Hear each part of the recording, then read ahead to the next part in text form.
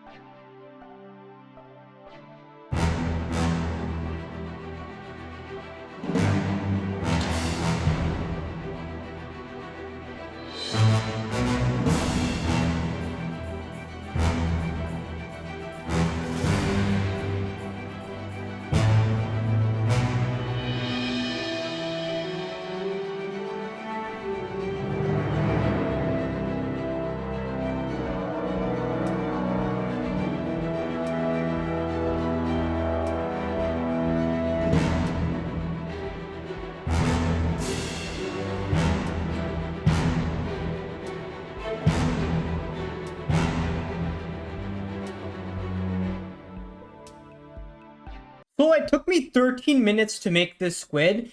I had some issues. I dealt with Fusion 360 issues. Honestly, I would have been super fast if I did this on SolidWorks. But, you know, stuff like this happens. Like, I couldn't symmetrically get the shape. But it kind of looks like a toy squid. Like, kind of. Like, I didn't want to do a super detailed one. This took me 13 minutes. And let's give it some color right now. Let's give the squid some gold color. That's pretty nice. That's a golden squid right there. It's 3D printing time.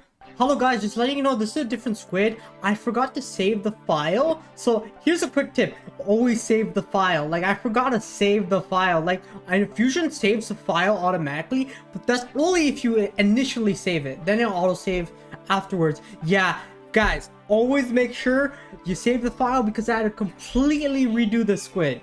This is what the squid looks like. It looks pretty good.